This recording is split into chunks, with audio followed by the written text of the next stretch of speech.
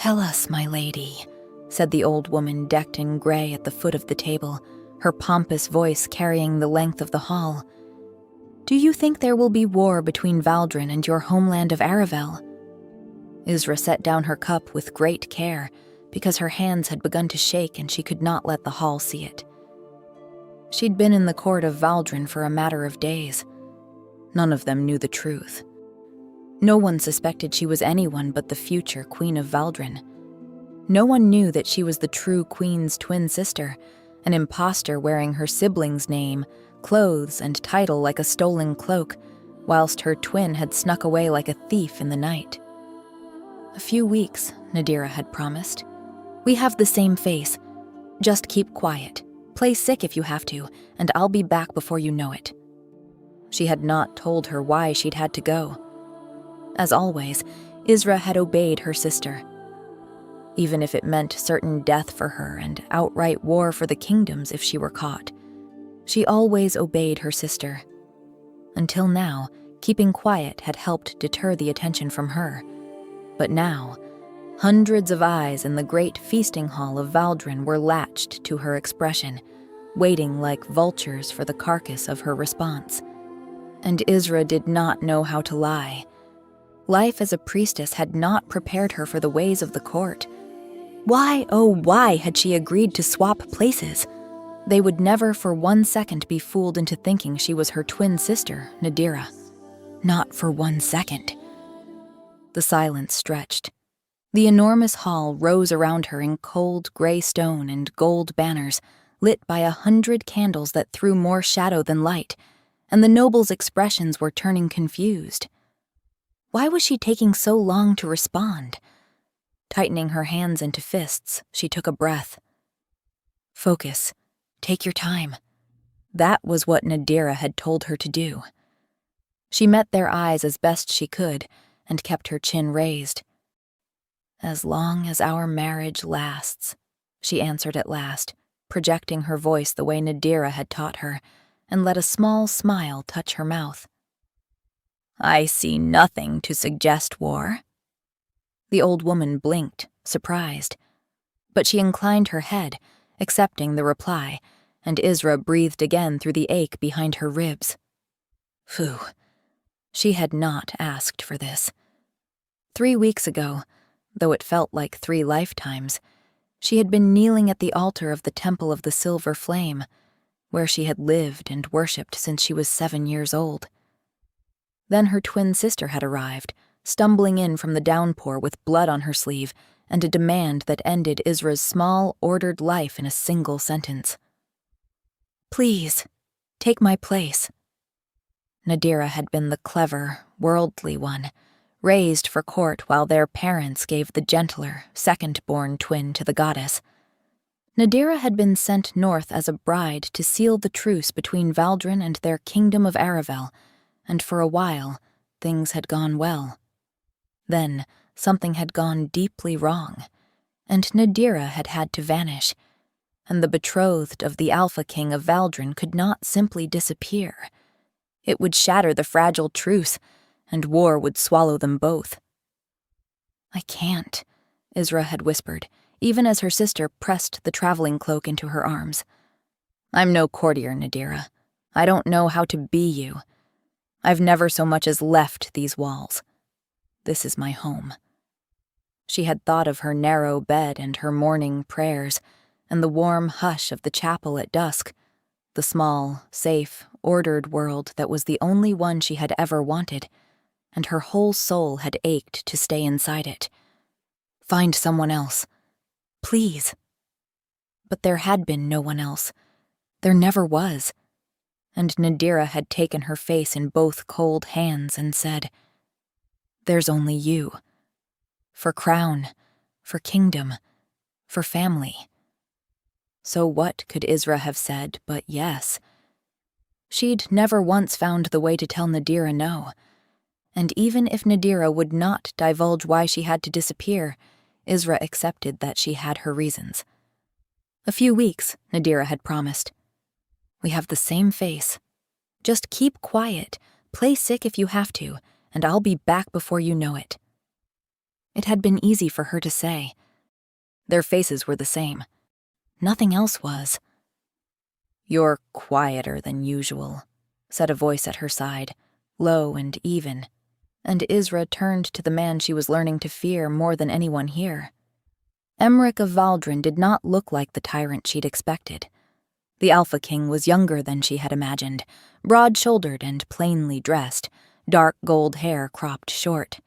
He was neither flamboyant nor frivolous, and his voice reminded her of distant thunder. But it was his eyes that undid her, a deep cobalt blue, and the way they rested on her face was so piercing, she panicked internally. "He knows," the panic whispered. She knew it was only her guilt speaking. It was a ferociously intense gaze, nothing else.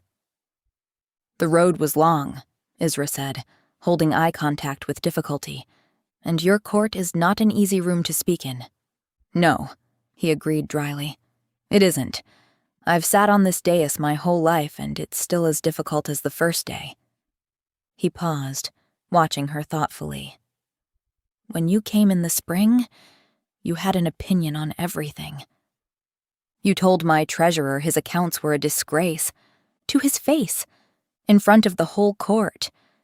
He hasn't forgiven you, you know." He chuckled softly. Isra felt the floor go thin beneath her. Nadira had not briefed her on every single thing she had said. There hadn't been time. Her whole counsel had been keep quiet, say as little as possible. A lot of good that did her when someone asked direct questions. "Perhaps I overstepped then," she offered. "I've been thinking that a person ought to learn a place before she passes judgment on it. I came here certain of many things. Maybe it's time I learned to listen?" The last line came out more as a question, and she winced, hoping he hadn't noticed her hesitancy. For a long moment he said nothing. The candlelight moved on his face. She could not read him at all. "Well, that's new," Emmerich said at last. He turned his cup slowly in his hand. "Perhaps the last few months with us have rubbed some wisdom off on you." Isra inclined her head and did not trust herself to answer. She'd gotten away with it this time. She shuddered to think how many more times she would have to play this game before Nadira returned. If she returned. The lean, dark man at the king's right hand had not touched his food. He had watched her throughout the entire exchange and was still staring. When she met his eyes, he did not look away. Lord Barthur, she had been told. The beta, the king's shadow and his sword. He smiled at her, courteous and cold, and did not look away, not until the lord to his right began speaking to him. Isra chewed her lip. What had she gotten herself into? She survived the rest of the feast as she'd been instructed, by speaking little and listening much. 2 skills she'd mastered over 15 years at the temple. She let the court talk over and around her, gathering every scrap they dropped about the woman she was meant to be. And when at last the king rose and the hall rose with him, and she was permitted to withdraw, she walked from the room with her chin level and her hands folded and her heart going like a struck drum. It was only when the door of her borrowed chamber closed behind her that she let herself come apart. She sank to the cold stone, her sister's silken skirts pooling around her, and pressed both hands over her mouth until the shaking passed. The room was full of Nadira. Her gowns, her combs, her letters locked in a box Isra had not yet dared to open. None of it was hers. None of it. Was there anything, she thought, kneeling there in the dark, left underneath that belonged to herself at all? She closed her eyes and prayed, the way she had every night of her life, to a moon goddess who felt very far from this hard northern stone. A few weeks, she told herself. Only a few weeks and Nadira would be back. Keep silent, don't be discovered, and she could go home again. A few weeks.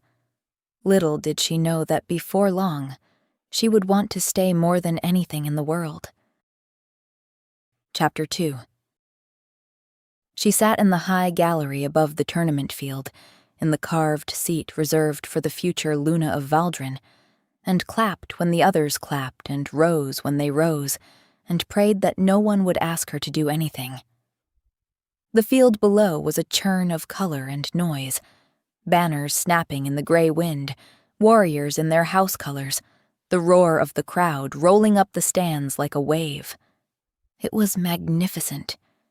She'd never been to a tournament before. She had only heard them from afar, rearranging the ornaments in her temple. It had been 9 days since she'd taken Nadira's place, and despite her fears, no one had found her out. Nadira had been right. If she kept to herself and asked questions instead of starting conversations, the lords and ladies were more than happy to yap about themselves. She had learned which corridors were empty in the early morning, and she had learned that the truly dangerous moments were never the grand ones. It was the small things, the name of a handmaid, the wine Nadira had favored, the way her sister laughed, easy and bright, where Isra's own laugh came out careful and soft. No one had caught her, though, and she thought, as the king took his seat in the royal pavilion beside her, she had managed to avoid his company too, busy as he always seemed to be. Not that he was difficult to look at. She allowed herself the thought quickly. Even at rest, there was something imposing about him. The breadth of his shoulders beneath the dark cloth, the banked stillness of a man who had never once needed to raise his voice to be obeyed. He was handsomer than the stories had let her expect, and far more contained. A mountain of a man, carved from the same cold stone as his castle. He gave her a cursory nod and signaled for the contestants to begin. 2 warriors took their marks at opposite ends of the lists, splendid in burnished steel, their surcoats brilliant against the gray afternoon. The crowd rose to it like a tide, stamping the wooden stands until the gallery trembled, roaring the warriors' names, waving scarves and banners in a dizzy storm of color, until Isra could feel the noise in her teeth. Then a horn cut across it, high and clear, and the whole vast crowd began to quieten. A herald climbed the gallery steps and bowed before her, holding out a folded length of crimson silk on a cushion. Isra stared at it. The crowd had gone quiet. They were waiting. For what? Every face in the gallery was turned to her, and the herald's arm did not waver, and the silk lay there, scarlet against the cushion. What on earth was she supposed to do? Distantly, she remembered something about ladies bestowing favors upon knights. But on whom? There were a dozen warriors on the field, and she knew none of their names, none of their ranks, none of the months of history that would have told the real Nadira exactly whose shoulders this silk belonged on. The silence stretched, thin and dangerous. And then she felt it, and glanced sideways to find the king watching her, a small crease between his brows, his head tilted a fraction, confused. Any high-born woman would have known what to do, and she had no way of knowing whether Nadira had done exactly this before, and she was betraying herself to the world by not being able to do the same. A cold sweat dotted her brow. What would they do to her if they found out? To her sister? To Aravel? The longer she sat frozen, the deeper that quiet confusion settled into his face. He's wondering why you don't know. Move. Move now. She rose, took the silk as confidently as she could, and let her eyes sweep the field as though considering. And there, nearest the gallery, a broad young warrior had just unhelmed, sweat darkened and grinning up at her. She crossed to the rail and held the silk down to him. The grin died. A ripple went through the stands, a low, confused murmur, the sound of hundreds of people watching their future queen do something that made no sense. The young warrior took the silk because he could not refuse it, but his face had gone red, and the men around him would not meet her eyes. Wrong man. Oh, goddess, what have I done? She did not let it show. She had spent 15 years learning to keep her face still through long, cold prayers, and she used every hour of it now, lifting her chin, letting a small, serene smile settle on her mouth as though she had meant it all along. He fights without house or banner, she said, pitching her voice the way Nadira had taught her, clear enough to carry. I am told Valdrin honors strength above birth. Even the lowest deserves their glory in the sun. It was a desperate, sweating guess. But she saw a few of the older warriors nod slowly, saw the murmur shift from confusion to thoughtful. The young man straightened, the silk clutched to his chest as though it were spun from gold. Isra sat back down and did not breathe until her heartbeat slowed. That was kind of you, Emmerich said. She turned. The king watched her with an expression she could not read, his chin resting on one fist. It was nothing, she managed. You honored a hedge warrior over my own household champions. A pause. Then dryly, half this gallery will be scandalized by supper. The other half will name a son after him. His mouth tugged. The Nadira I met would have given that silk to the highest title on the field without a second glance. Isra's stomach dropped. She made herself laugh lightly. I told you, I have had time to think these past months about what I truly value. So you say. He studied her a moment longer, those cobalt eyes boring through her like twin lances. Then mercifully, he looked back to the field as the next pair took their marks. Isra let out a slow breath, her heart still racing, and gave nothing away. She'd managed to fool him.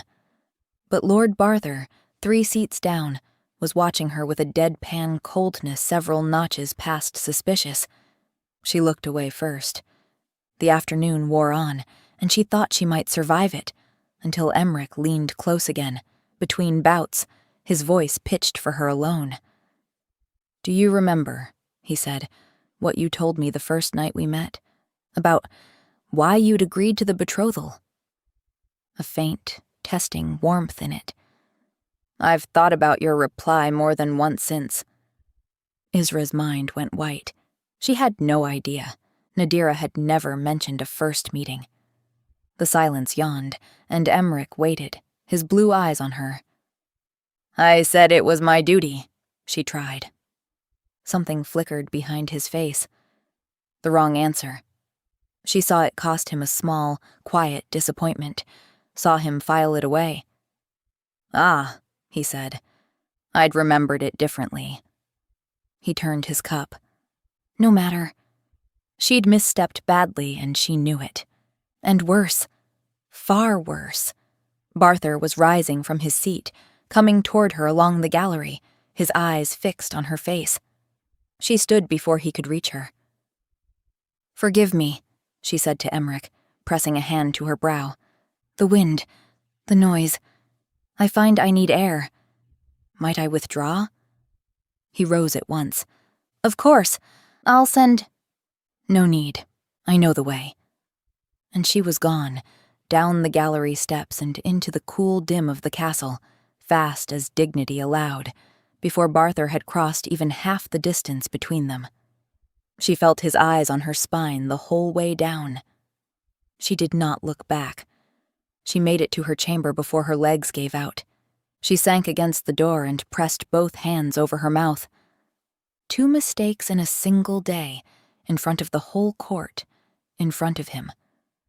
She, who had never told a lie in her life until 9 days ago, was now lying badly, publicly, with a kingdom's peace balanced on her clumsy tongue. When the trembling eased, she did the only thing she had ever known to do with a fear too large to carry.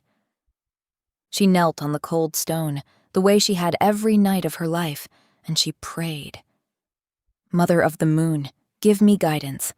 I am so far from home. I do not know how to be brave like my sister. Show me how much longer I must endure." The room gave her no answer. Only the wind at the high window, and somewhere below, faint, the roar of the crowd. Afterward, she rose and wrote to Nadira in the careful code her sister had taught her. "It is harder than you said. A man here watches me. How much longer must I stay? When are you coming back?"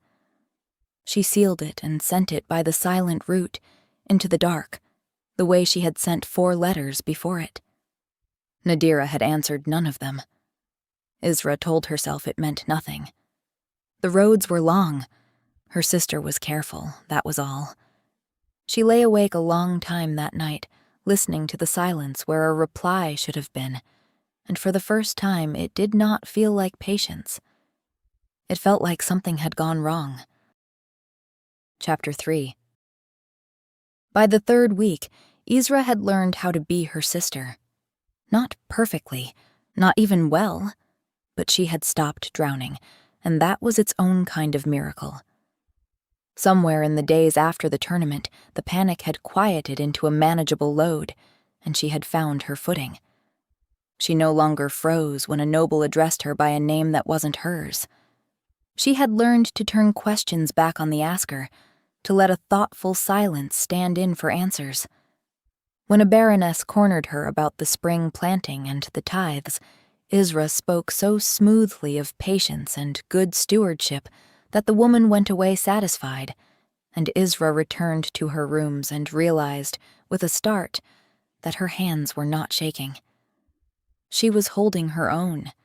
She, who days ago could not bestow a length of silk without scandalizing a kingdom, was holding her own, and she had managed to keep well clear of Lord Barther. Isra had become very good at not being where he was. As long as she never had to stand under those cold, knowing eyes, or, goddess forbid, risk a conversation, she could almost believe she was safe. It was the garden that undid her in the end, though not in any way she might have feared. She had found it in her 2nd week, a forgotten square of green tucked behind the east wing, walled in old stone, the gate half off its hinge. The rosemary had gone woody, and time crept between the flagstones in soft green seams, but it was alive, and Isra had stood in the gateway that first morning and felt something in her chest come loose. Its calmness reminded her of her temple. Now she came every dawn, before the castle woke. This morning the dew was still on the leaves, and the first real sun of the season warmed the stones, and she knelt among the herbs with her sleeves pushed back and her hair loosening from its pins, and for a little while she was not the future Luna of Valdrin, not an impostor, not a liar with a kingdom balanced on her tongue. She was only a woman in a garden. "The last person I saw in this garden was the head gardener," said a voice behind her, "and he retired 8 years ago." Her hands went still in the soil. She turned, and Emmerich was leaning in the archway, arms crossed, watching her. And, goddess forgive her, he was beautiful. She had known it distantly, the way one knows a fact, that the Alpha King was a striking man. But she had only ever seen him armored in crown and counsel and cold authority, and that was easy enough to look away from. This was not. Without the trappings of kingship, there was just the man himself, broad of shoulder, the open collar bearing the strong line of his throat, one forearm corded where his sleeve was pushed back. The morning light caught the gold in his hair and the cobalt of his eyes and turned him into something out of the old, illuminated romances she had read by candlelight in the temple and told herself she was too sensible to believe in. Her gaze snagged on his mouth before she could stop it. Heat climbed her neck. "Stop it! You are a fraud, and he thinks you are your sister." She dragged her eyes back to the dirt. Suddenly, painfully aware of the soil under her nails, the loose hair against her cheek, the fact that she knelt before the Alpha King of Valdrin like a scullery maid. "I found rosemary," she said, and then wished, fervently, that the earth would open and take her, because it was perhaps the silliest thing anyone had ever said to a king. But Emmerich smiled.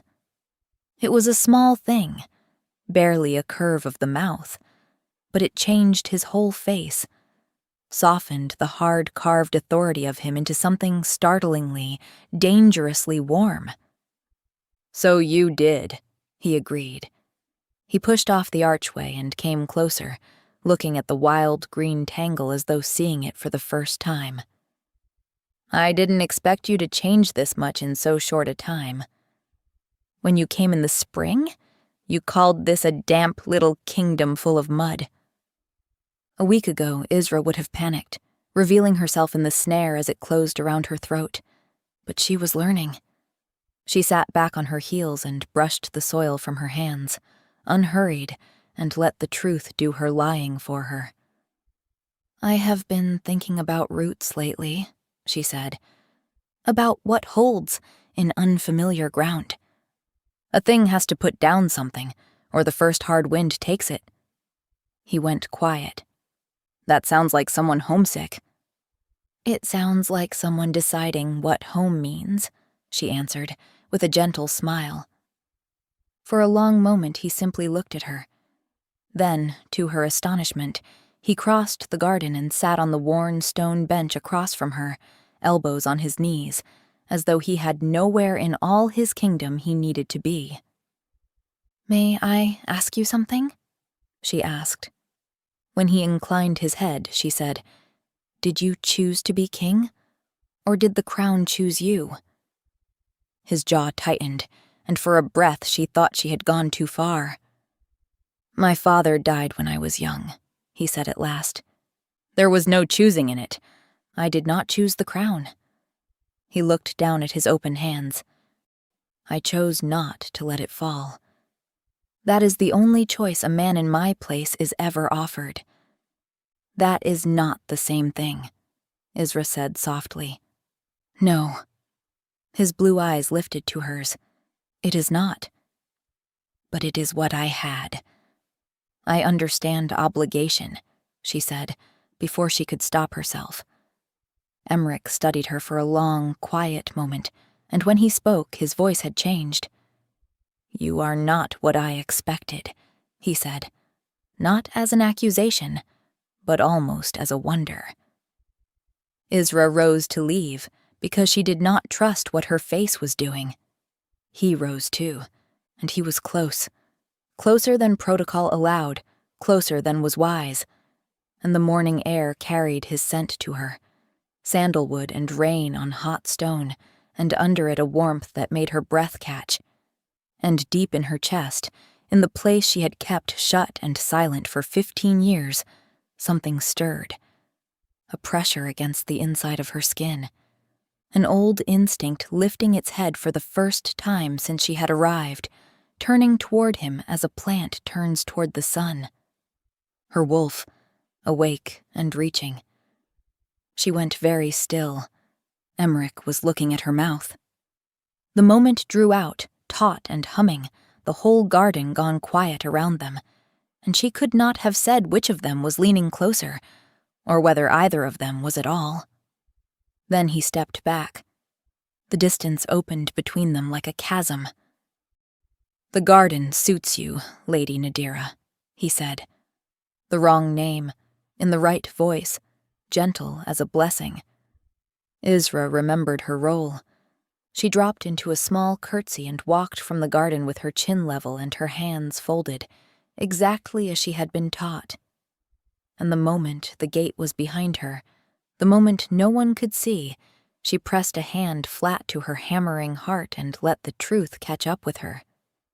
She had been so afraid all this time of being caught, of the lie unraveling, of the war, of Barther's cold eyes finding the seam in her story.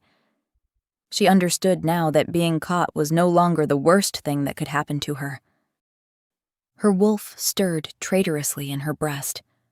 There was no curtsy graceful enough, no roll careful enough, no prayer in all the temple's books that could save her from that. And worse, what if he could feel it too? Chapter 4. The king was hunting boar, and Isra had not been given the choice of staying behind. It was an old Valdrin custom, the first great hunt as the autumn turned, the whole court riding out at dawn to run down a boar through the cold northern woods and bring it back in triumph for the feast. A wolf kingdom honored the chase, and the future Luna of Valdrin could hardly beg off the one ritual that mattered most to them. So when the summons came, she had swallowed her dread, let them dress her in Nadira's fine riding leathers, and ridden out with the rest. The fog came down at dawn. They had left the castle while the sky was still the color of ash, the whole hunting party muffled in cloaks and breath steam, hooves striking dull on the frozen ground. The cold crept into her bones. Worse than the cold was the fog, thick and white, swallowing the riders ahead until they were only shapes, then suggestions, then nothing at all. Somewhere up front the houndsmen worked the dogs, their calls coming back strange and muffled. It felt, she thought, like an unnamed danger breathing down her neck, pressing close, near enough to touch. She kept her mare well to the back of the party. Since the garden, Isra had stayed well away from the king, away from the scent that woke her hungry wolf. She could not be compromised. She let the lord surge ahead to jostle for the places of honor at his side, and hung back among the grooms and the stragglers. It helped that no one expected much of her today. Nadira had ridden like she was stitched to the saddle. Isra rode like a woman praying not to fall.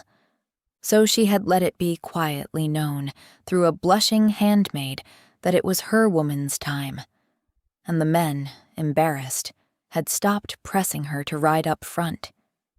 A small, shameful little lie, but it bought her distance, and distance meant survival. A set of strong fingers gripped her arm. "Lady Nadira!" She nearly cried out. Lord Barthur had emerged from the fog without a sound, his big gray horse pressed close alongside hers, his gloved hand locked about her forearm, drawing their two mounts together. His face was very near. There was no one else in sight. The fog had closed around them.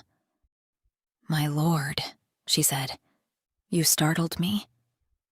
"You have been difficult to track down for some weeks now, my lady." His voice was conversational. His eyes were not. "One might think you were hiding something." Steady. Her old self would have unraveled here, in the cold and the white with that hand on her arm. But she had been 3 weeks at this court, and somewhere in those weeks she had grown a spine of her own. She made herself meet his eyes. "And why do you seek me out, Lord Barthur?" she said carefully. "I have served Emmerich since we were boys," he said quietly. "I read people well, for the safety of the king. And you, my lady, are not who you were." His grip did not loosen. The woman who came to us would have had my hand off her arm and a sharp word in my ear before I'd finished the sentence. Yet you flinch now, as though someone reached in and pulled the very spine out of you. The best lies were wrapped in the ribbons of truth, Nadira had told her. Having a spine need not always be shown with bared teeth, she answered evenly. I spent a night in contemplation in Valdrin's own Temple of the Silver Flame, the same faith I keep at home, and I remembered a teaching I had let myself forget. Humility, the grace of holding one's tongue when in another's house. She met his eyes. You mistake a lost spine for learning my place in your king's hall. For a long moment, Barthur said nothing. The fog drifted between them. Humility, he repeated, but his eyes had not changed. You'll forgive an old soldier his suspicions. I think only of the king. As do I. His eyes flicked to the corner of her mouth, to the small mole there, the one telltale difference between her and her sister. Surely he couldn't have noticed something so small, so insignificant, so... Barthur's eyes narrowed, and he opened his mouth to press further. and a shout went up ahead, ragged through the fog, passed back rider to rider. The boar! The boar is sighted! We are not finished, my lady. And then he wheeled his horse toward the cry, the hunter waking in his face, and spurred away into the white. And the rest swept after him, men whooping, the hunt all at once in full cry and gone. The thunder rolled away ahead of her and grew faint, and the fog closed over the sound of it, and she was alone. Alone in the white, with her heart still slamming from Barther's grip. And then, beneath the slamming, came the relief, sudden and weak-kneed, flooding through her so hard she nearly laughed aloud into the empty fog. She had gotten away with it. Again, by sheer dumb luck. She could not keep living on luck. Luck ran out. One of these days, the goddess would not send a boar charging out of the fog to save her. And when, oh when, was Nadira coming back for her? The question rose in her like an ache, the way it did every night now. 4 letters, no reply. Her sister had promised a few weeks, and the weeks were piling up, and Isra was out here in the fog of a foreign kingdom, barely holding a lie together, with no idea how much longer she could. The boar came out of the fog like something flung. It burst from the white, not ahead of her but to the side, vast and black, tusked and squealing, and came crashing across her path not 3 lengths away. The mare screamed and reared. Isra grabbed for the pommel, the reins, anything, and caught nothing, and then the ground was rushing up at her. The world turned over and she struck the frozen earth hard enough to drive every breath from her body. For a moment there was only white fog, white sky, the white roar of no air in her lungs. Then hooves, close by. Nadira, Nadira. Emmerich was off his horse before it had fully stopped, on his knees in the frozen mud beside her, raw fear in his face. "Don't move," he said. "Are you hurt?" She got a hand to his sleeve and shook her head, and the relief that crossed his face undid her more than the fall had. He slid an arm beneath her shoulders and raised her gently, until the air came back in a great, whooping gasp, and he took her hand in both of his to steady her, and the world caught fire. It went through her the instant his bare fingers found hers, heat, sudden and total, blooming from the place they touched, and flooding up her arm and into her chest and her throat and the pit of her stomach. Her wolf surged up from the deep, forgotten place, so hard and so fast that her vision blurred at the edges and she had to lock her teeth to keep from crying out. This was not the soft warmth of the garden. This was not anything so small as wanting. This was old and deep, and it had teeth. She could feel his pulse through his hands, and she could smell him, sandalwood and rain on hot stone, and beneath it that dark and rolling warmth, and her wolf was drowning in it, rolling in it, chanting one word against the inside of her ribs until she thought he must surely hear it. Mate. Mate. Mine. Emmerich went rigid. He felt it. She saw it strike him exactly as it had struck her. His jaw locking hard, his nostrils flaring as he dragged in a breath through whatever had seized him by the chest. For one suspended heartbeat, his hands tightened on hers as though he could not help it. Then he let go and pulled back and put a careful arm's length of cold air between them. Neither of them spoke. The fog drifted. Somewhere far off, the hunt was still running.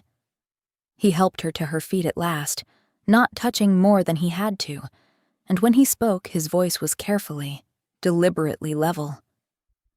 "Your scent is different," he said, "than I remember." Isra's blood turned to ice. He stared at her. "When you first came to Valdrin, you smelled of amber." A pause. "Now you smell of temple incense and wildflowers." His blue eyes searched her face.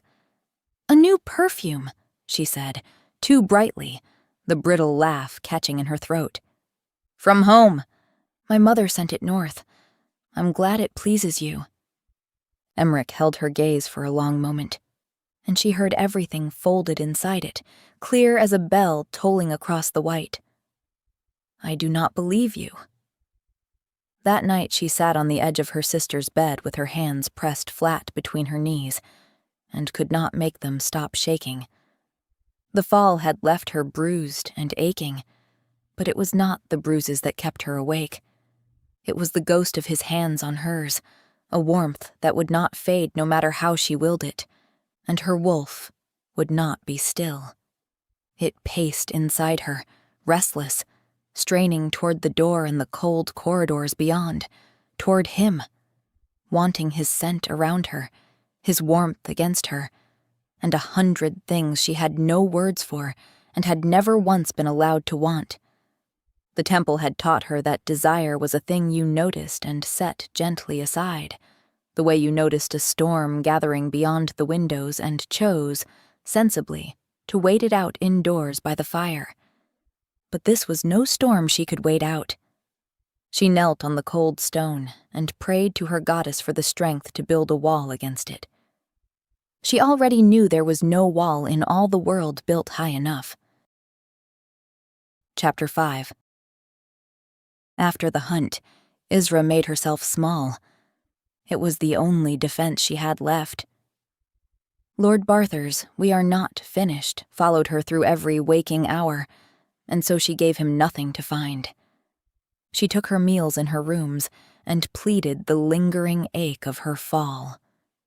She stayed hidden, out of sight, and for a few days, when no one bothered her, believed it was truly working.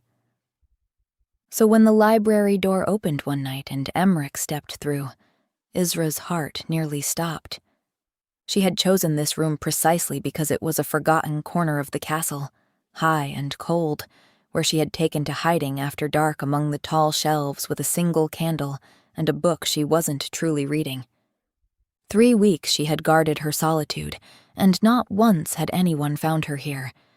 And yet, here he was, the Alpha King himself, filling the doorway, the candlelight catching the gold of his hair and the cobalt of his eyes.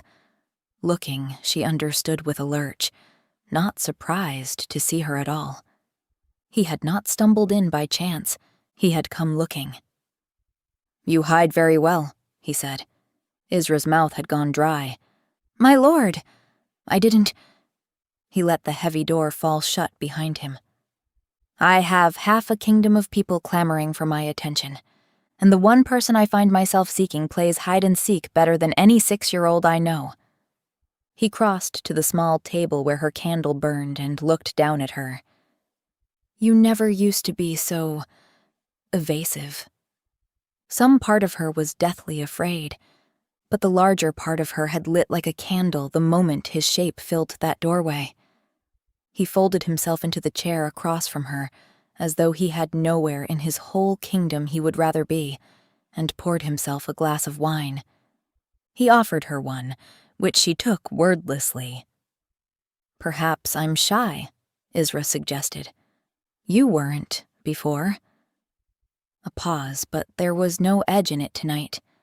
"The spring version of you never once let me finish a sentence." She laughed before she could stop herself, and saw him go still at the sound of it. Then the smile faded from his eyes. "Why do you hide? You're not just avoiding Lord Barthur, or the public gatherings. You're avoiding me." She held his gaze and dared the smallest smile. "Do you not also wish to escape sometimes, my lord?" A flicker behind the eyes. "They think I'm made of stone, my counsel," he said at last, turning his cup slowly between his hands, watching the wine catch the light rather than looking at her. "When a grain ship is lost, or a village on the border burns, they bring it to me and they wait. And I decide who is fed and who is not, which men I send north knowing some won't come back." A pause. "And then they go home to their wives, and they sleep. And I sit up with the consequences." Isra's chest ached. She had come to this court braced against a tyrant, and instead she found a lonely man holding up a whole kingdom with no one to lean on. She would not have been surprised to learn she was the first person he had ever dared say it to. And, goddess forgive her, she gave him something back. At the temple, she heard herself say, the bells ring 6 times a day. You learn to feel the hours in your body. There's a peace in it, knowing exactly what each moment asks of you. She turned the unread book in her hands. I loved it. It was the only home I ever knew, and I was happy there. I never once wished to be anywhere else. The words kept coming, warm and unguarded in the candlelight, because for once someone was listening, and she had been so long unheard.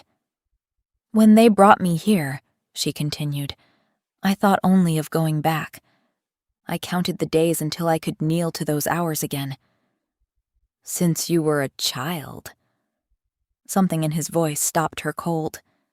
He had gone still across the candle, his head tilted a fraction, that quiet attention sharpening to a point on her face.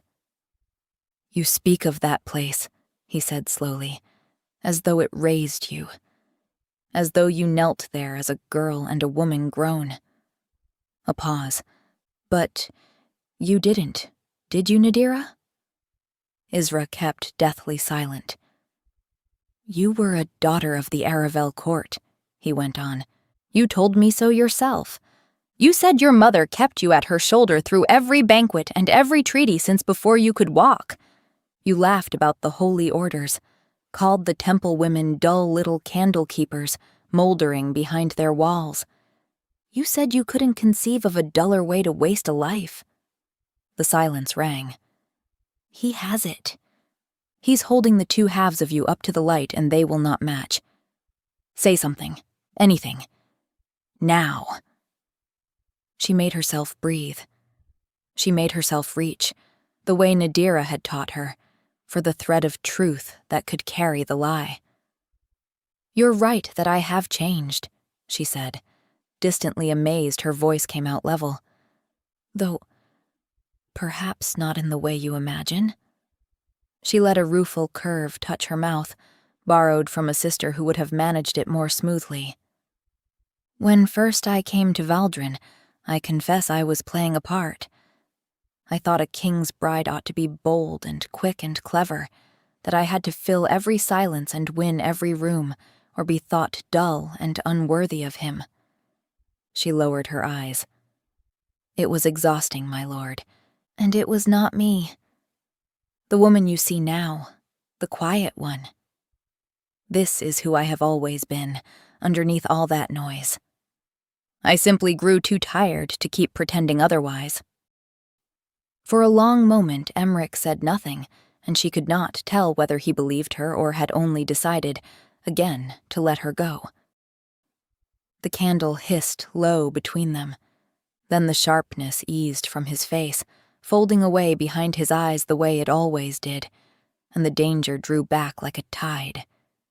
He rose, came around the small table, the candle throwing his shadow long across the shelves. He reached out and touched her face, just the backs of his fingers, along the line of her cheek, as though she were something he could not quite believe was real. His scent wrapped around her, warm and dark and aching, possessive in a way that made her wolf rise up singing, and the bond pulled so hard and so suddenly that it was nearly pain. A physical hurt low in her chest, the want of him a thing with claws. You're not what I expected, he said, low, almost wondering, and with the bond full and furious between them, the whole truth surged up into her throat. I'm not Nadira. My name is Isra. I'm her sister. I was sent here to deceive you, and I have fallen in love with you, and I don't know how to stop. And there is something coming for your kingdom that I cannot tell you about. It was all there, every word of it, pressing at the back of her teeth, desperate to be free. His fingers were warm against her cheek. His eyes were on hers. For one swaying, weightless moment, she stood at the very edge of it, ready to set the whole terrible weight down at his feet and let the pieces fall where they would. And then she thought of Nadira, bleeding in the temple doorway, of the war, of a kingdom burning, of everything that hung on her silence, and she closed her mouth and said nothing. The moment passed. Emmerich let his hand fall slowly. He inclined his head, bid her good night, and took his leave. And she watched him go, her wolf howling after him to come back, while outwardly she sat stoic and still, teeth clamped tight against the truth. She had been content once. All her life she had wanted for nothing, because she had not known there was anything to want. She had not wanted more, not ever, until here, until this, until him. Chapter 6. The message came on the darkest night of the moon. Isra's heart leapt the moment she broke the seal. After weeks of silence, here at last was Nadira's careful code, and her whole body flooded with relief before she had read a word. Alive. She's alive. It's nearly over. I can go home. She read it once, fast, hungry. The mission was almost complete. She must be ready to leave at a moment's notice. No farewell, no trace. The instant the word came. Isra pressed the page to her chest and almost wept with relief. Then she read it again, slower, and reached the line that turned the relief to ice. Confirm the guard rotations on the eastern pass, the numbers, the watch hours. The council needs them within the fortnight. She sat very still. The numbers, the watch hours, the eastern pass. There was only one use in all the world for such knowledge, and it was not the keeping of peace. Isra understood it all at once. Nadira had not come to Valdrin to hold a truce. She had come to map it, to learn the soft places in its wall, and carry them home to Aravel's war council, so that when the blow fell, it would fall exactly where the kingdom could not bear it. The betrothal had never been a bridge between two peoples. It had been a door, propped open just wide enough, just long enough, and Isra was the one who had been holding it. The bond sat in her chest like a second heartbeat, undeniable now, and at the far end of it was a king her own blood was working to destroy. She could not warn him. To warn him was to confess everything, and the confession would not only end her, it would shatter the truce in the same breath and hand Aravel the very excuse for the war. Nadira swore she was crossing all this danger to prevent. And she could not stay silent. That was to let him be cut down blind by a knife she herself had helped to sharpen. She was still sitting there, the page open on the table before her, when the knock came at the door. Nadira. His voice. Low, through the wood. He said the name. The wrong name. As though it were the most precious word he knew, and the sound of it went through her like a blade. She should have hidden the page. She should have schooled her face into something a person could look at. She did neither. She was too undone, too hollowed out by what she had just learned, and her hands would not obey her. Emmerich stood in the dim corridor. Whatever he had come to say died on his lips the moment he saw her face. "You've been crying," he said. She had not known that she had. She lifted a hand to her cheek and found it wet. "What's happened?" The door shut behind him, and his hands came up to frame her face, tilting it gently to the candlelight. His thumbs brushed the tears away. His brow was furrowed with a concern so plain, so undefended, that it broke something in her. "Tell me, whatever it is, who has hurt you?" "A letter from home," she managed. "Sad news?" "It's nothing, my lord, truly." "It is not nothing." He said it quietly, and did not let go of her face.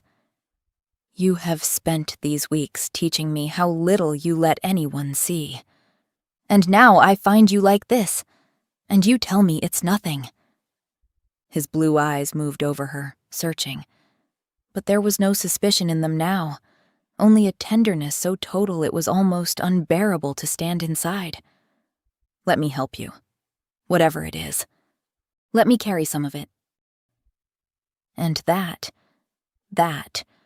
was the cruelest thing he could have said, because the part he was offering to carry was the very knife aimed at his own back.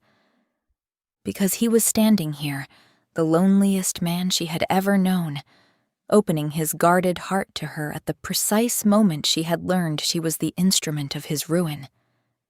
Because he did not know, and could not know, and was looking at her with all that warmth while behind her on the table, the page that would damn them both lay open in her sister's careful hand, not 3 feet from him. And he never once looked at it, because he could not look at anything but her. The bond pulled between them, hard and aching, the second heartbeat in her chest reaching for the first.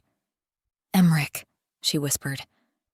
It was the first time she had ever used his name without a title, and she saw it land in him, saw something in his face open at the sound of it.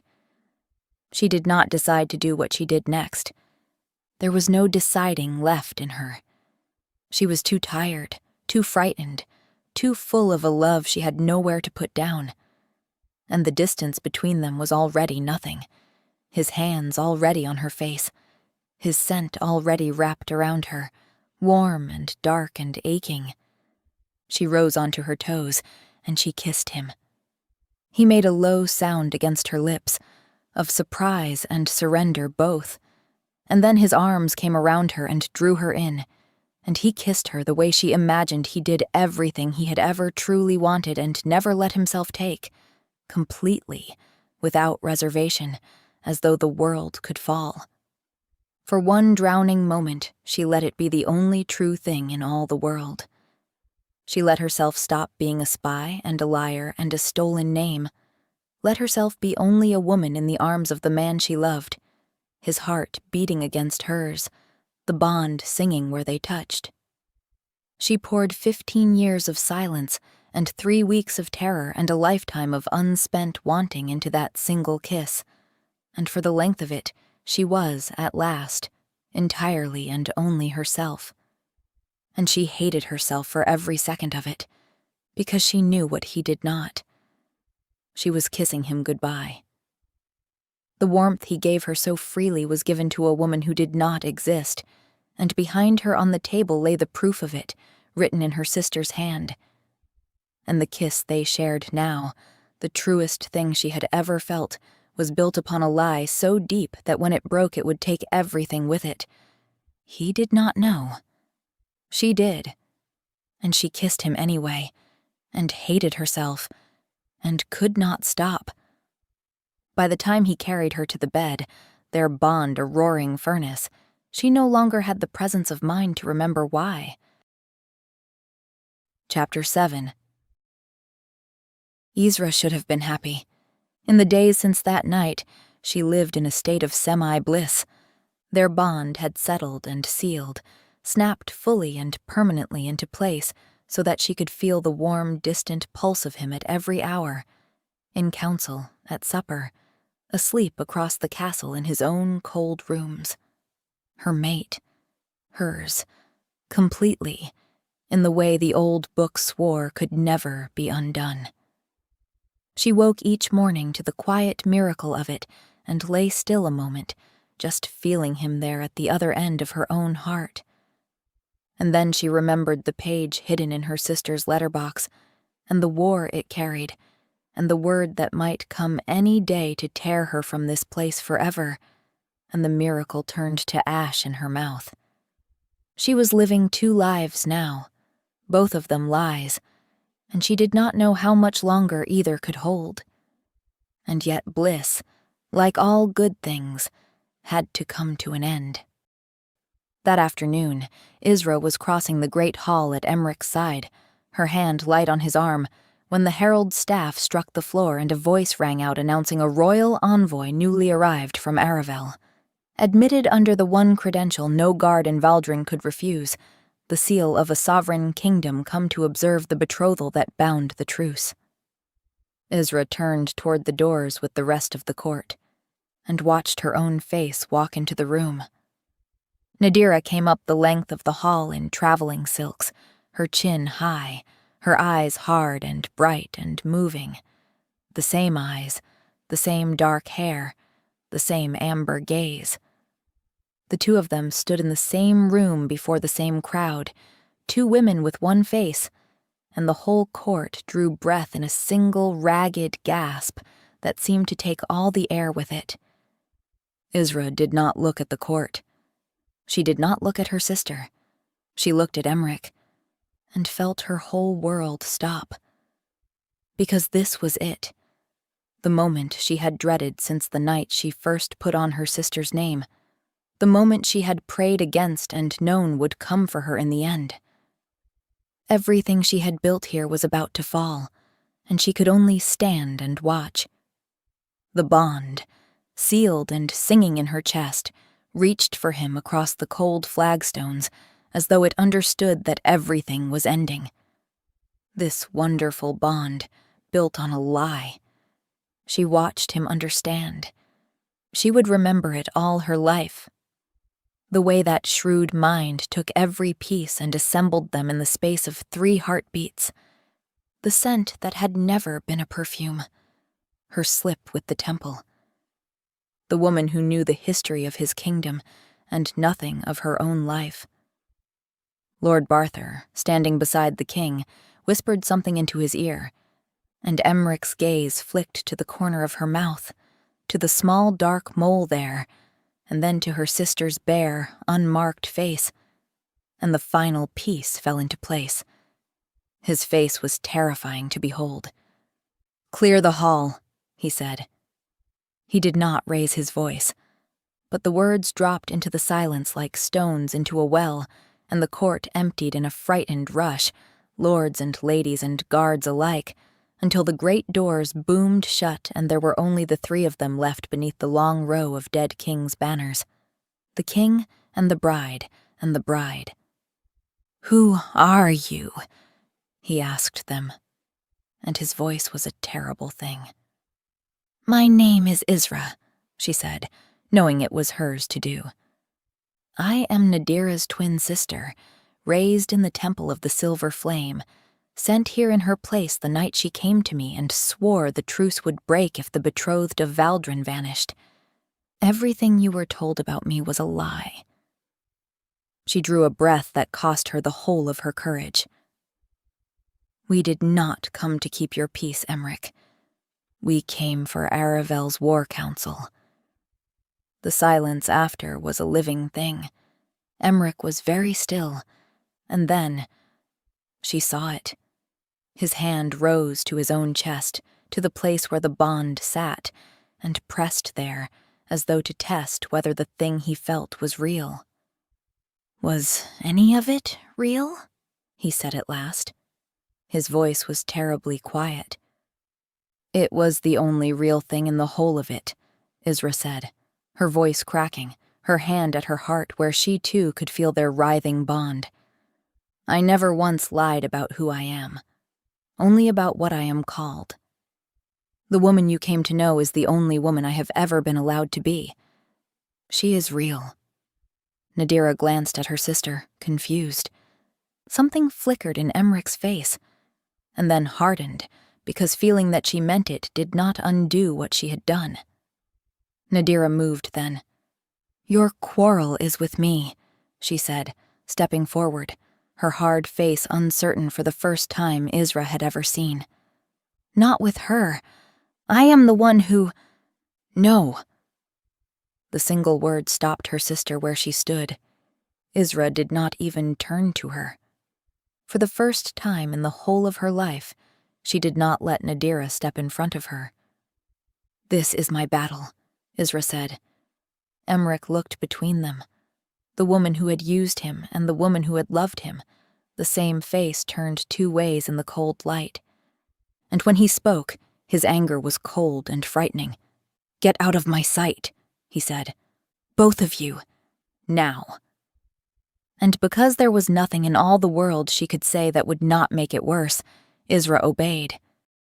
She turned, and with her sister just behind her, walked the long length of the emptied hall toward the doors, and with every step the bond stretched and pulled and burned in her chest, screaming at her to turn back, to go to him, to undo what could not be undone.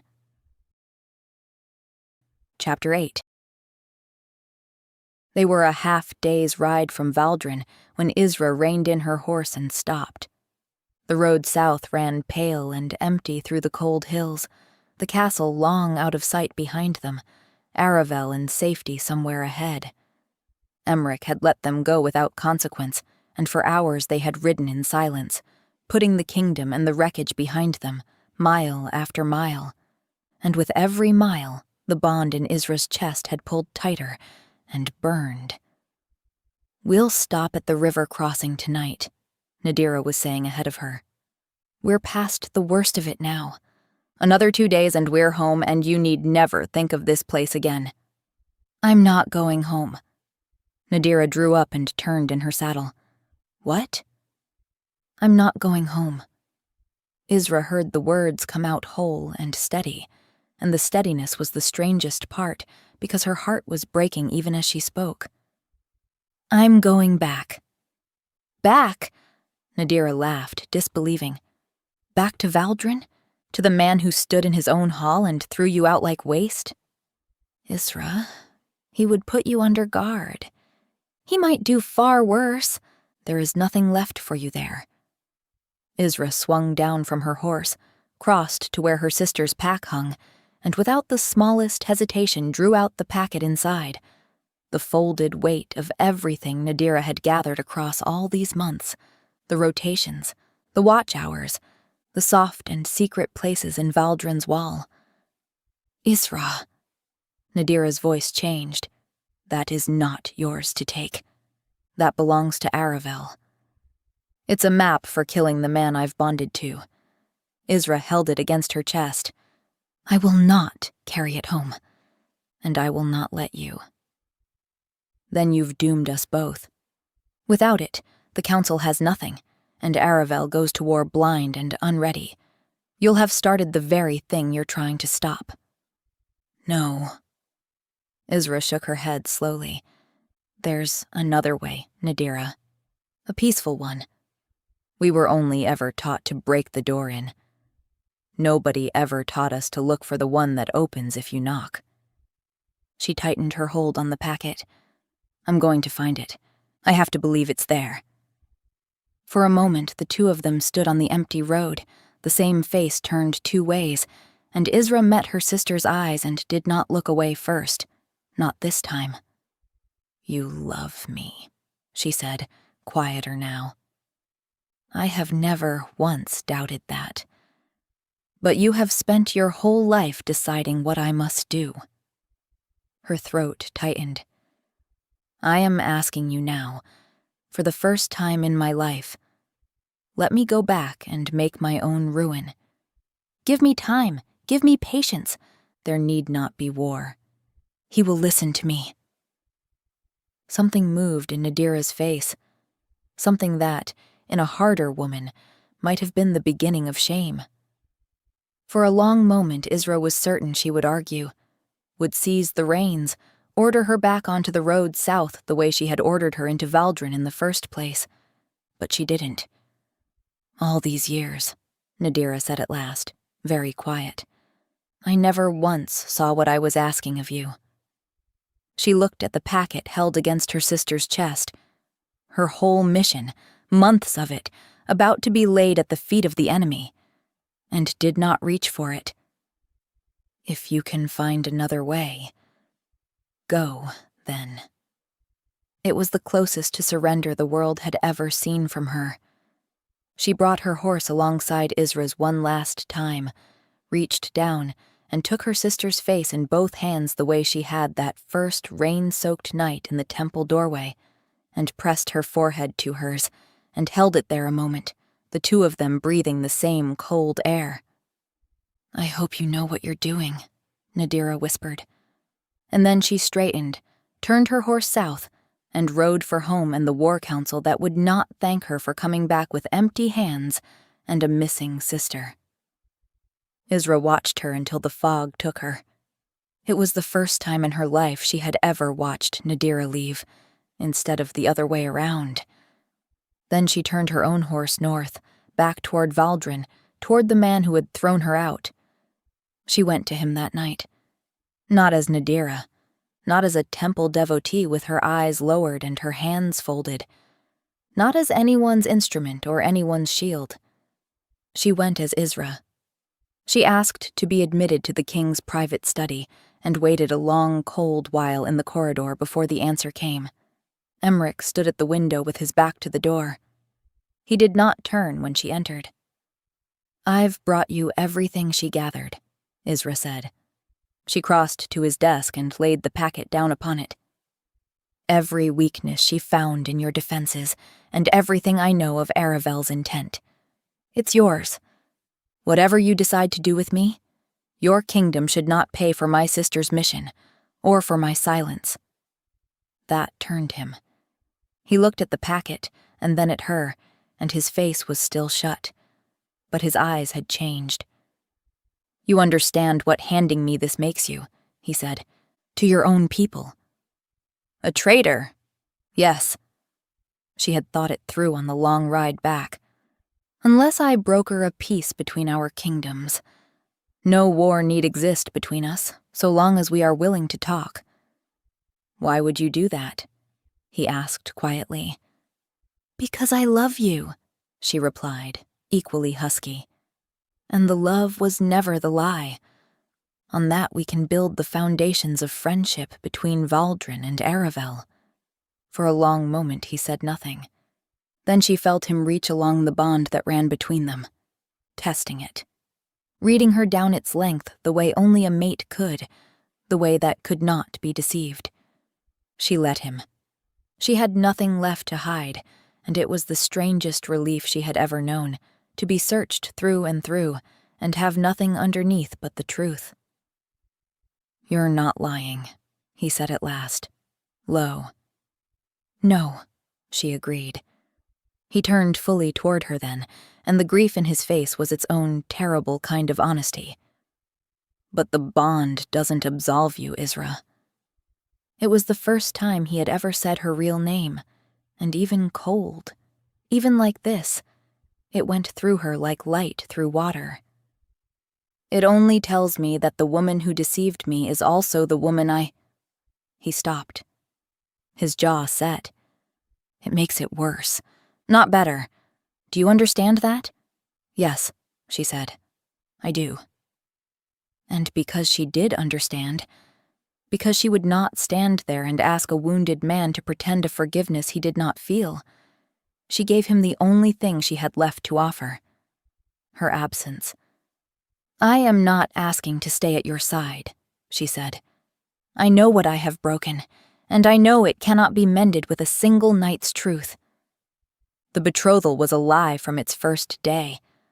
I was never your bride, whatever your court believes, and I will not pretend a claim I never had." She drew a breath.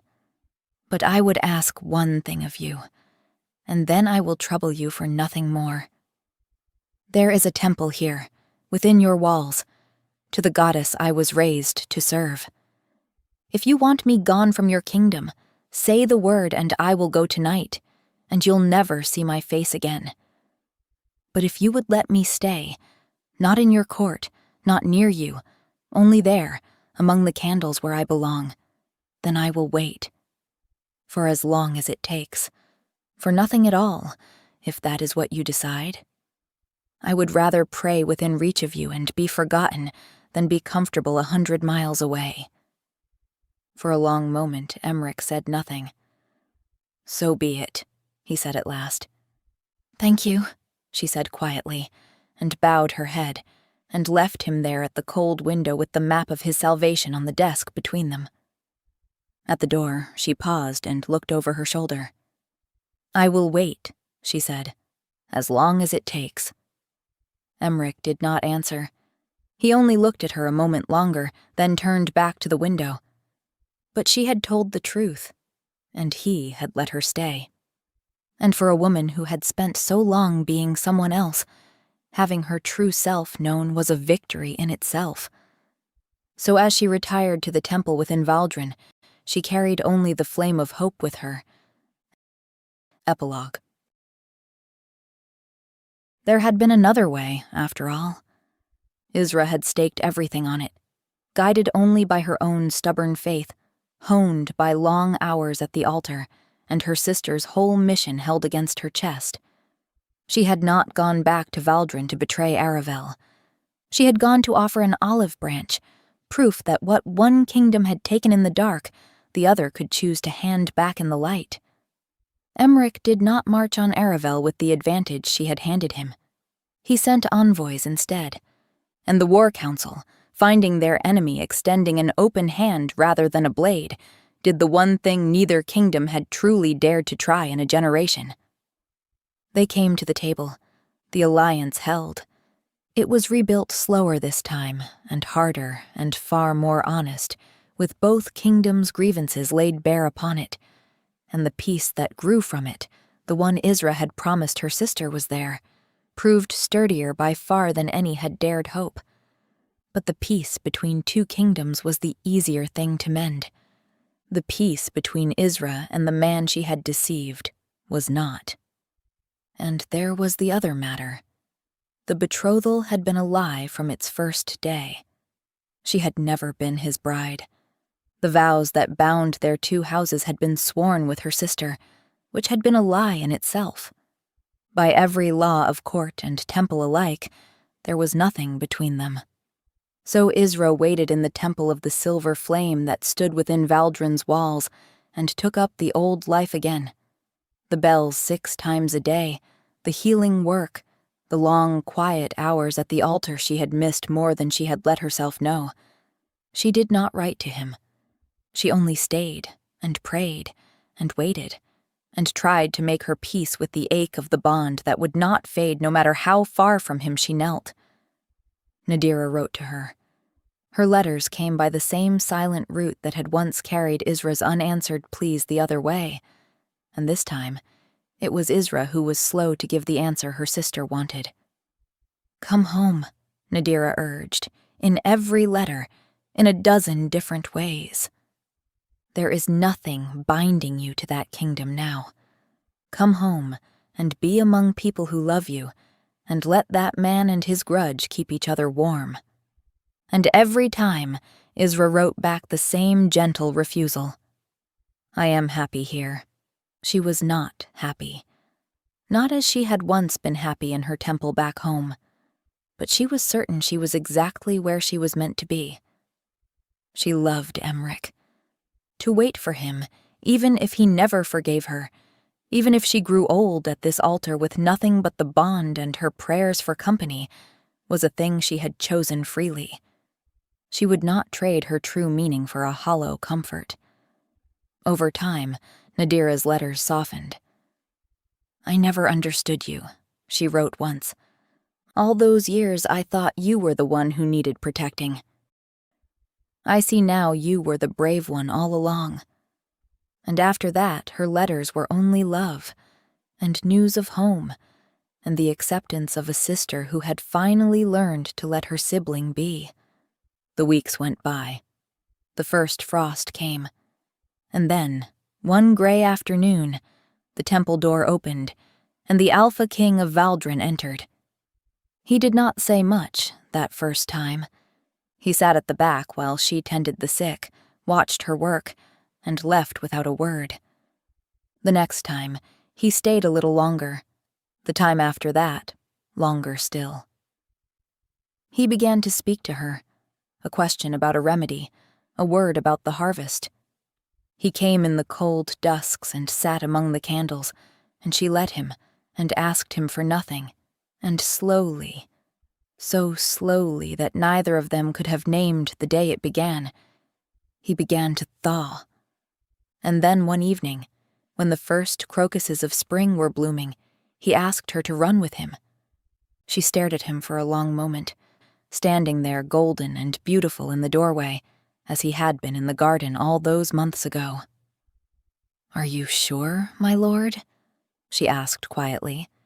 In answer, he held out one large hand, and when she took it, touching him for the first time in months, she felt their bond slide into place within her heart, mending a long, gaping wound in a single connection. They went out past the walls at moonrise, into the black forest, and there Isra shifted for the first time in years. Her wolf came slowly, uncertain, a small, pale, silver thing, and she nearly turned back from the smallness of it, standing there beside him. For Emmeric's wolf was vast and dark gold and magnificent, and he waited in the moonlight with an animal's patience while she found her unsteady feet. He did not rush her. He pressed his great muzzle very gently to hers and waited until she was ready. Then they ran. They ran the moonlit forest together, the great gold wolf and the small silver one, over the leaping streams and through the silver birches, the cold, clean air pouring past her and the bond singing warm and whole in her chest, and somewhere in the running, her wolf stopped feeling small. She had spent her whole life being told what she was: the spare, the second twin, the quiet one, the forgotten one.